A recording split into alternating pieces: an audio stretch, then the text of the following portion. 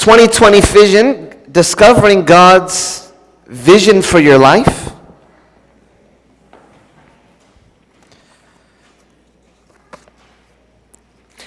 Last few weeks, I took a vacation, and usually when I take vacations, that's when I get the most inspired because I don't have noise going on in my life, so I can just sit down in front of a beach or something and just try to listen to what God is trying to say.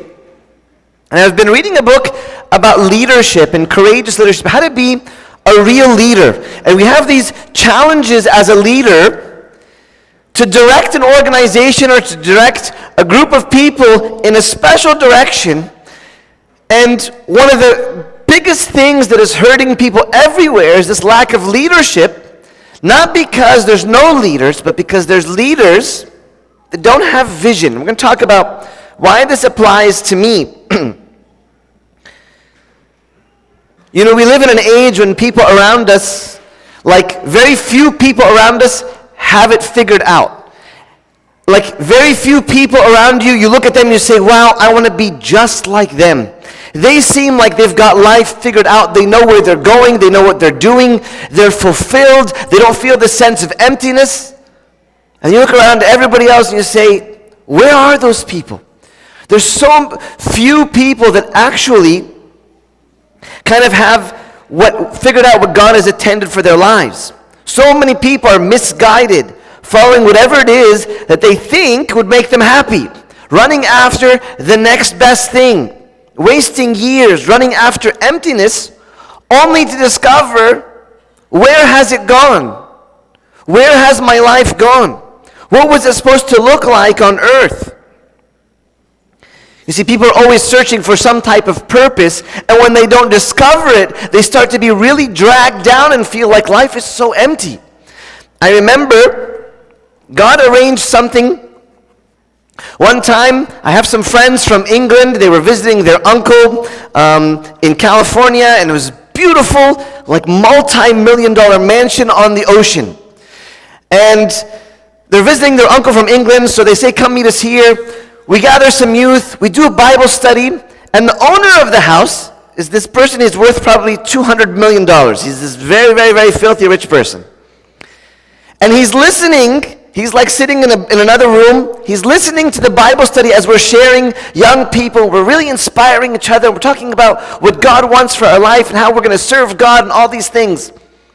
So we have a good time, we pray, we hang out, we leave, and as I'm walking out, the owner of the house grabs me aside and he says, can I ask you something? How did you figure it out so young? And I'm standing in this house that's overlooking the ocean. It's like this multi-million-dollar house. I'm saying, I have it figured out. You have figured out very well, okay? You figured something out. He says, no. He says, I want like 5 minutes of what you just talked about. I want to experience what you experienced as a young person who discovered God, is running after what God has for your life. And here I am, I'm retired, and I still don't have it figured out. And that really, really hit me like a ton of bricks, that there are so many people that you might look and it seems like they have things figured out. But he was telling me, I feel like I was running aimlessly through life, acquiring things, and I still haven't reached my destination. In the book of Proverbs, chapter 29, verse 18, it says this, where there is no vision, the people are unrestrained. Unrestrained means like when you put on a seatbelt, you feel restraint. You feel like you just let go. But happy is he who keeps the law. Where there is no vision, the people are restrained. You might feel like I have no vision for my life. I don't know where I'm going, and so I'm just let loose, doing everything, running around, whatever seems in front of me to be like a good idea, I just run after it. But then you see some people that are purposeful in what they do. You see, vision gives your pain a purpose.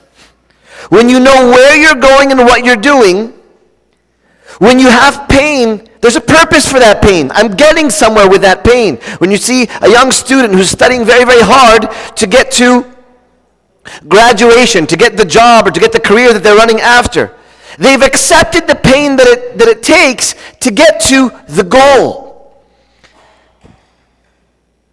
The level of sacrifice that a vision requires will determine the size of the people who follow it. What do I mean by that? You will know who is great. You will know who has figured out life by the amount of sacrifice that they've accepted. And this is where I believe everything has gone wrong for today's age. I'm not going to say a generation. Sometimes we like to highlight the millennial generation. The younger generation, we say, they're lost, they don't know what they're doing. No.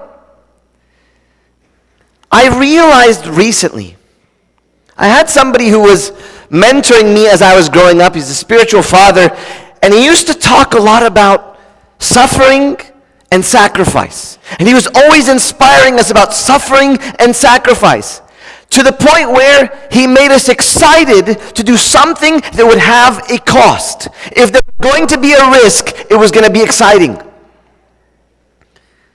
And I remember, as I was giving my life to God, I was fed, I was excited about this concept that maybe I could do something great, and it was going to come at a high price. I remember before Sherry and I had moved to Africa, we were told about mission in China. And somebody recommended a book to me. It's called Heavenly Man. It's about a missionary in China, Chinese missionary, who went through the most difficult tortures, right, preaching the gospel. They would get thrown in prison. He would get electrocuted. They would, do all kinds of, they'd beat him and do all kinds of miserable things to this man. And as I'm reading it, I'm getting excited. I'm like, Sherry, let's go to China. And Sherry starts crying. I don't want to go to China. So that when Kenya came, Kenya was a piece of cake. Like Kenya was like to go to Kenya. When God made it clear that Kenya was it, we were ready to sacrifice. Somebody made us excited about paying a price. Nowadays, don't be offended, people don't want to pay a price. Everything comes so cheap. Maybe it's our prosperity and we get things so easily. If I want to know something, I can click 2 buttons on my phone in my pocket and I can know anything I want in the whole world in 5 seconds, that there's no pain for anything. And it's a very, very dangerous thing for your spiritual life. Because if every time you feel like there's going to be a little bit of pain, it's going to be a little bit hard, you flee, you will never reach what God has planned for your life. And this is why so many are lost. If you touch an oven and you realize the oven is hot and you put your hand away and you make the decision that I'm never going to cook because that oven is hot, that is exactly what we're doing spiritually. That I touched the spiritual life a little bit and it was a little hot, and so I said, you know what? Let me just not cook. Let me just not jump in. Let me just not figure out what God has in my life because there might be pain. Suck it up. Be strong. No pain, no gain. No pain, no glory. And nowadays, I really want to commit to the service, but I don't want to give up my Friday nights, and I kind of want to do this, but if it's going to cost me any money, what's wrong with us? We don't understand the value of pain, and you will never reach what God has for your life until you accept this concept of sacrifice. I read a quote by Roman soldiers. It said this: "A coward dies 1,000 deaths, but a brave man dies only once." You see, a coward is constantly dying in fear, is constantly avoiding things, and is dying 1,000 deaths. But the courageous person only physically dies once, but they live a life of heroism forever. And I think this is where the body of Christ has become uninspired. The body of Christ has become uninspired because we don't know anybody. We're not seeing as many people with God's vision for their life, holding it with their hands, running after it, gripping onto it. And they call it grit. Do you guys know what grit is? Grit is when you fight for something, you cling onto it, and it becomes yours. You will do whatever it takes to have it to be yours. What is missing in today's believers is grit. Is this concept of having grit, grabbing onto something and fighting for it to be yours. All right. Obtaining vision is something far more important than having good eyesight. There was a woman named Helen Keller that was blind. Okay, she was actually a blind artist. She said this. Somebody asked Helen Keller, she's a famous artist, she says, "What would be worse than being born blind?" To which she replied, "Having sight without a vision." Can you imagine you see, but you don't really see? Like you don't know where you're going, you don't know what you're doing, you have no plans, especially maybe for college graduates. They graduate college and they're like, okay, it's over, now what? Okay, now for the next 60 years you get to work. You're like, really? I just worked my bottom off to get to this point so that I can work for 50 more years? Really? And then the best is when you see the ones that actually got the job. They got to work, they dressed up, they wore their ties, they did whatever, they went to work, they came home at 6 p.m., and then they woke up next morning, and they went to work, did their thing, came back, 6 p.m., watched a little bit of TV, woke up in the morning, and like, okay, I got 50 more years of this. This is terrible. This is the worst thing that I become so lost and so confused. What's going to happen? When people forget about God, they're going to default to create their own vision for their lives that is either flawed, incomplete, or non-existent. You see, it becomes, when you start to create your own personal vision to do whatever you want, it becomes risky because whenever you do whatever you want, whatever you think is going to make you happy, you know what's going to happen?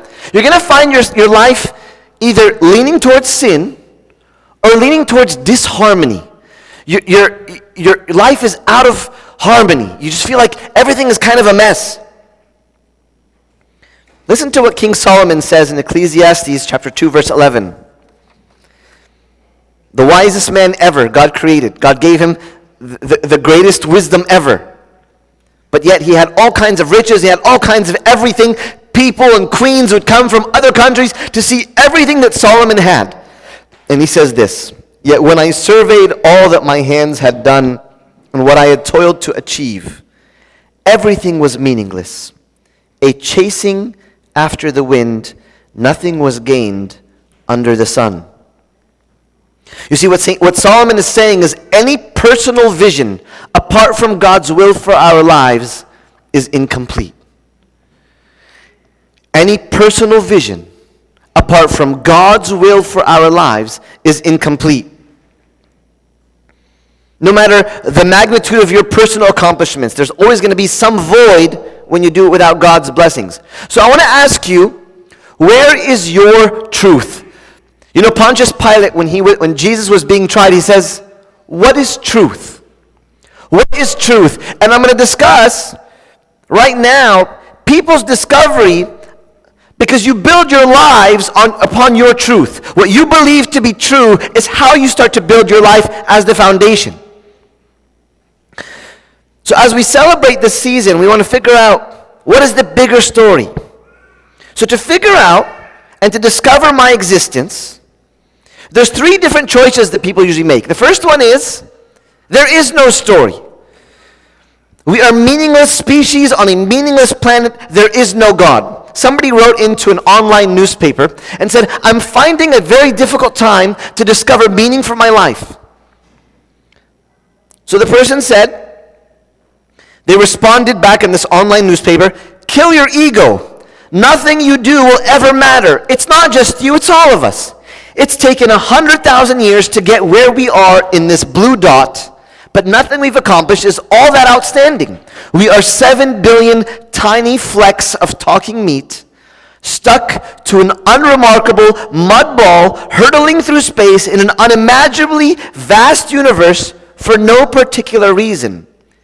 Just pursue happiness instead."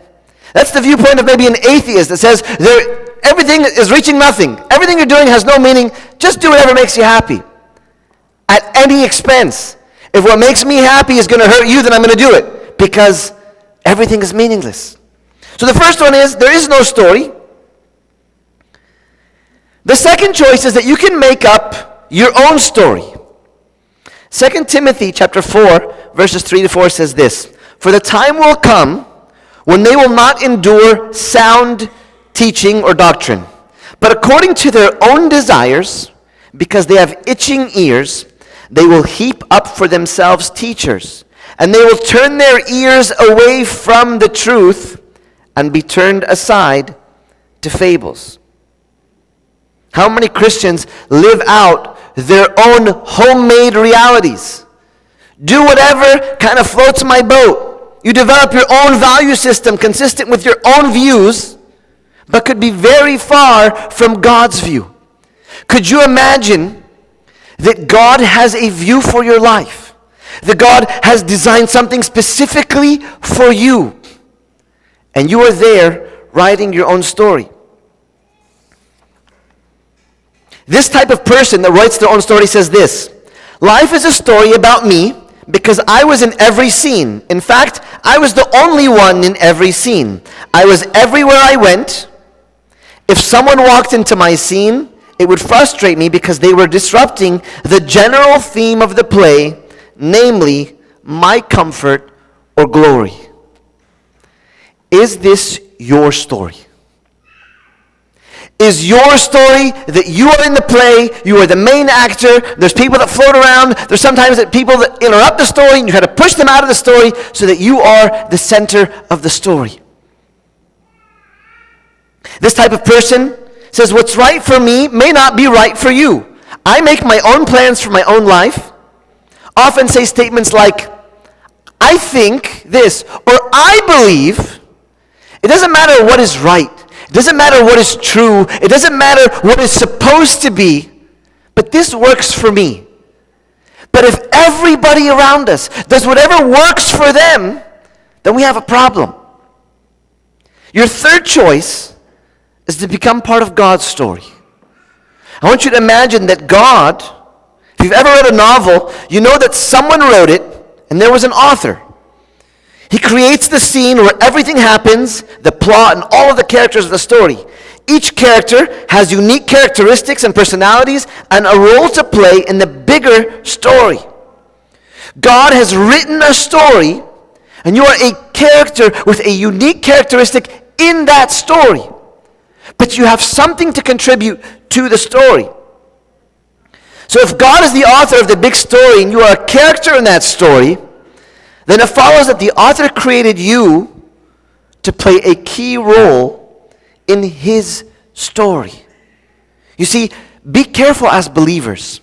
You're doing your own thing. You've gone 30, 40 years and you realize, I didn't even realize that there was something that I was supposed to fulfill for God. If you've ever watched The Lord of the Rings or read the books, the author of those books created an astonishing world called Middle-earth. Okay, it's a book called Lord of the Rings. There's something called Middle-earth. It's this amazing place filled with adventure and dragons and hobbits. It was a story of good versus evil, kings and sorcerers, wizards and magic. And the characters in the book were placed in the midst of a big story unfolding around them that went back into time for thousands of years. The author created each of them to play some role in this beautiful story. And as we read about them, we realize that each of them struggled to make sense of the story and to understand just what his or her role should be. They couldn't see the whole of the big story from the author's point of view. They could only see the part that was in front of them with occasional glimpses of the broader narrative. And that's where we're at. I was reading in the book of Acts. I was spending time praying and reading this week. I'm sitting on my deck and I'm reading about, in the book of Acts it talks about, and they in one accord prayed. And in one accord they did this. And in one accord they did that. And I started to say, what does this mean, one accord? What is the literal meaning of one accord? And it describes a symphony, a beautiful orchestra of several instruments being played, all in harmony, making one song. It's one song. So when you're in a chord, you play the violin, and you play the cello, and you play the flute. They're all individual instruments, and they all make their own unique sounds. But together, it makes what? One song. One musical masterpiece. And so all you know is that you play the flute. All you know is that you have, but if you don't play the flute, you throw off the whole story. You throw off the whole song, the beauty of that whole piece that God has designed. So what is God's vision for your life? Knowing Jesus' vision for his people means that we respond with a personal vision for our lives that is consistent with God's plan.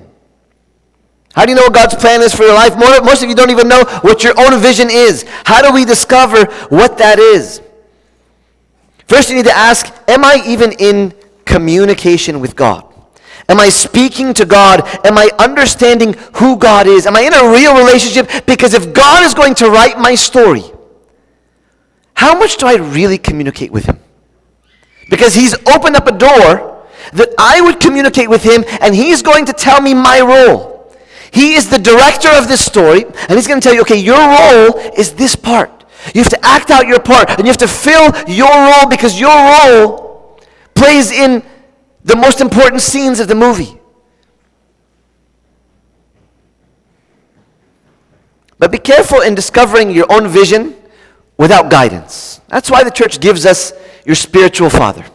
Because the danger is that what you think is God's will for your life has nothing to do with God.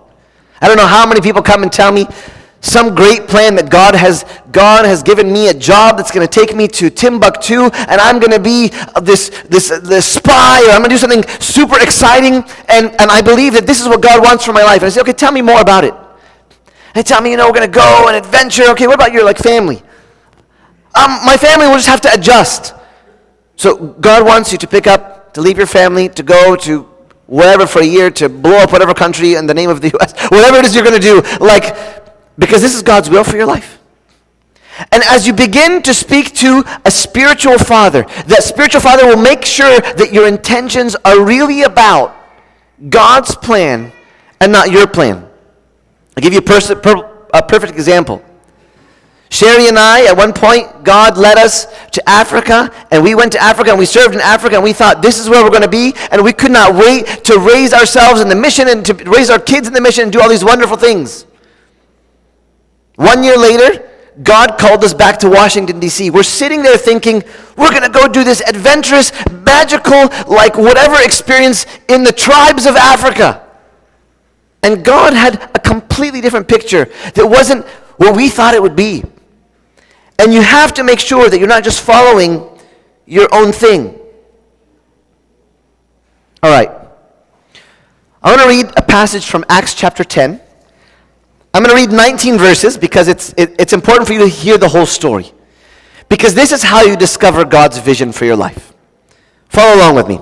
There was a certain man in Caesarea called Cornelius, a centurion of what was called the Italian regiment, a devout man and one who feared God with all his household, who gave alms generously to the people and prayed to God always. About the 9th hour of the day, he saw clearly in a vision an angel of God coming in and saying to him, Cornelius. And when he observed him, he was afraid and said, What is it, Lord? So he said to him, Your prayers and your alms have come up for a memorial before God. Now send men to Joppa and send for Simon, whose surname is Peter. He's lodging with Simon, a tanner, whose house is by the sea. He will tell you what you must do. And when the angel who spoke to him had departed, Cornelius called 2 of his household servants and a devout soldier from among those who waited on him continually. So when he had explained all these things to them, he sent them to Joppa. The next day as they went on their journey and drew near the city, pay attention to this. This is what I'm going to highlight. Peter went up on the housetop to pray about the 6th hour. Then he became very hungry and wanted to eat, but while they made ready, he fell into a trance and saw heaven opened and an object like a great sheet bound all the 4 corners, descending to him and let down to the earth. In it were all kinds of 4-footed animals of the earth, wild beasts, creeping things and birds of the air, and a voice came to him, "Rise, Peter, kill and eat." But Peter said, "Not so, Lord, for I have never eaten anything common or unclean." And a voice spoke to him again the second time, "What God has cleansed you must not call common." This was done 3 times, and the object was taken up into heaven again.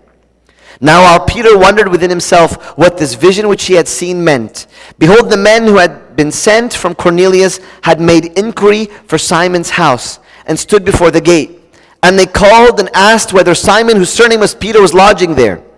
While Peter thought about the vision, the Spirit said to him, "Behold, 3 men are seeking you. Arise, therefore, go down and go with them, doubting nothing, for I have sent them." Then Peter went down to the men who had been sent to him from Cornelius and said, "Yes, I am he whom you seek. For what reason have you come?"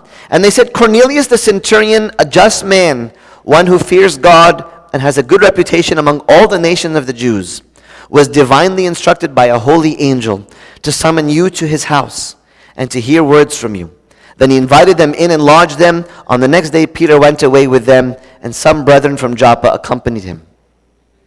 All right, I want to put this into context for you. I want you to understand what really happened. Peter normally went and prayed at a consistent time. He prayed at the 6th hour. He was doing his time of prayer, seeking God. So he was consistently approaching and meeting God every day at a certain time. Following his schedule, God begins to speak to him and begins to tell him. He gets this vision of animals, and the Jews couldn't just eat all animals, 4-footed animals. And the vision says, "Take, kill, and eat." And Peter says, "Not so, Lord, for I have never eaten anything uncommon or unclean." But the Lord says, "What I have made clean, you must not call common." What's happening here? I want you to imagine Cornelius is a Gentile. At this point, no Gentiles have any access to heaven, have ever been to heaven. Jews do not deal with Gentiles. And all of a sudden you have Cornelius coming, and God is saying, "This is where I want you. Come on, Lord. We have all these Jews that we need to convert. We have all these people that need to know you, Lord. Get these Gentiles out of my way." No Jew would have ever accepted to serve a Gentile. These people were unclean. We saw even later on that Peter struggled to even eat with them. You see, God is calling you. When God calls you somewhere, God's vision opens to unknown territory. God doesn't go where things are common. God took Peter to unknown. Never had a Gentile been preached to. Never had a Gentile been baptized. Never had a Gentile been able to be part of this. But was Peter looking around on the internet for the greatest, coolest adventure that he could go on? First thing is, God's call for your life is a burden, and it's his burden. And he's inviting you to share in that burden. You might think that, "I want to do this, I want to go, and I want to serve God in this way, and I want God to do this in my life. Lord, I'm going to do this, just bless everything that I do." That's what we do. And Peter one day, in his consistent prayers, he came before the Lord, open to hear what God wanted for him. Where was God working? Where was God saying, "Peter, this is going to be my vision for your life"? We receive God's vision by entering into his presence consistently and seeing where God is working. Open up your eyes. Open up your eyes. God is working somewhere. I'll tell you a funny story. If anybody has ever come to my house for any reason and has parked in front of my house, you probably had to come out minutes later because my neighbor was calling the police to have you move your car because he hates anyone to park in a certain area in between my house and his house. He's one of those guys. And so he's like the thorn in the flesh of the whole street. Like, neighbors come and they tell us, "Did you see what so-and-so?" Like, he looks at us like the look of death. And literally, he'll put a thing on your window. If you park in front of my house, and he'll give you like the codes of how far you should be from the curb, and he's terrible. And so for 3 years, I've been ignoring this person. We say hi, whatever, good morning, and we have nothing to do with him. Even people who, like, they know him, they know his name, they know his kids' names. Stay away from this guy. The other day, I'm sitting, taking my quiet time outside on my deck. And so we have a decent lawn, but we don't do it every 5 minutes. My neighbor does his lawn like literally 3 times a week.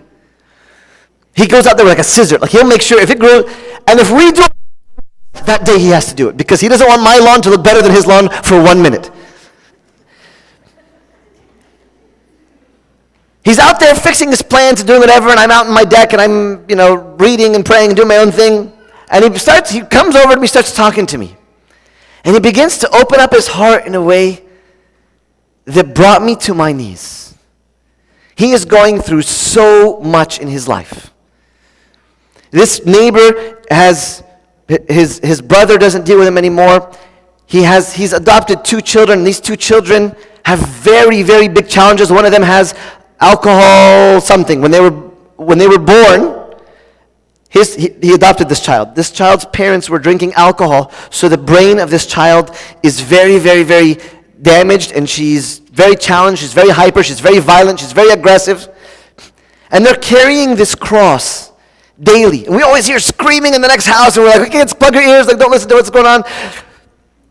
And for the first time, God opened up my eyes, and he says, I'm working right here.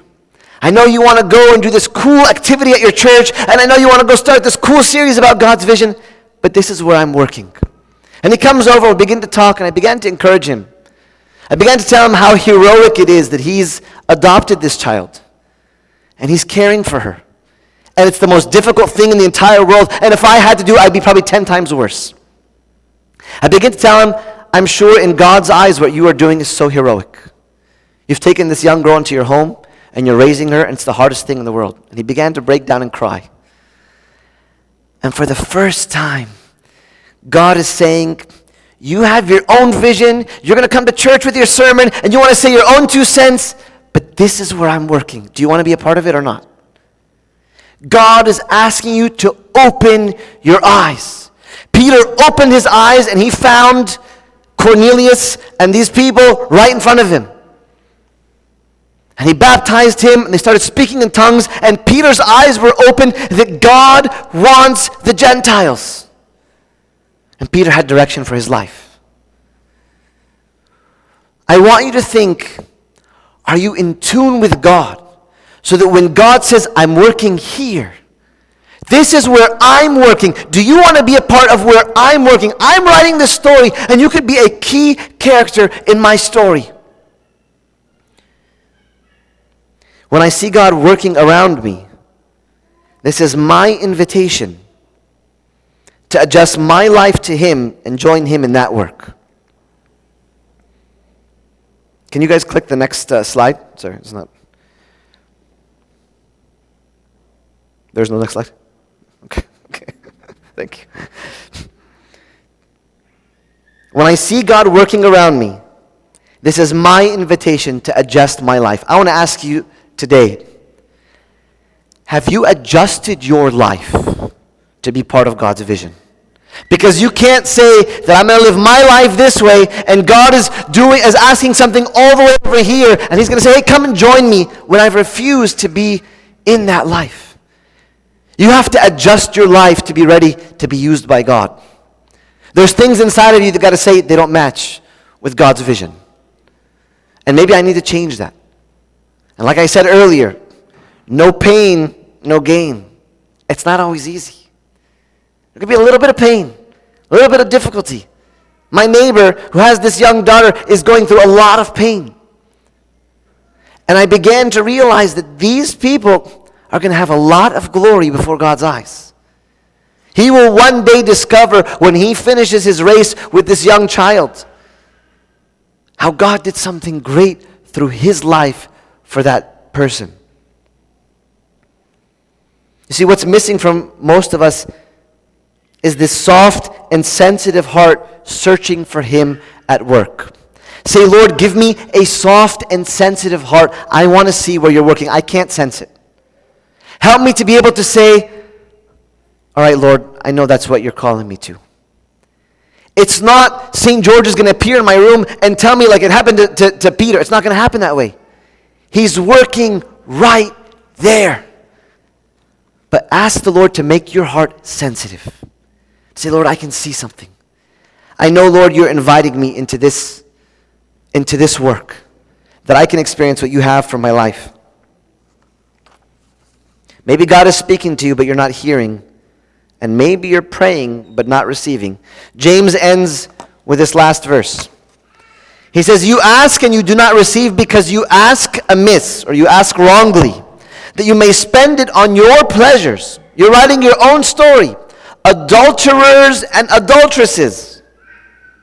Do you not know that friendship with the world is enmity with God? Whoever therefore wants to be a friend of the world makes himself an enemy of God. Or do you think that the scripture says in vain, the Spirit who dwells in us yearns jealously? The Spirit who dwells in you yearns jealously. That you would change your desires to be His desires. Change your prayer from, Lord, you bless my desires, to, Lord, help me to desire what is on your heart. I said earlier, Malachi, the first line in the book of Malachi says, the burden of the Lord is upon me. The Lord is carrying a burden. The Lord is carrying a burden all around you. And Malachi said, His burden became my burden. Imagine that if God's burden became your burden. What is on God's heart became your heart. There's a beautiful song where one of the lines says, break my heart for what breaks yours. Break my heart, Lord, for what breaks yours. That my eyes would be open to what is breaking your heart, that I could find my vision, your vision for my life. Glory be to God forever. Amen.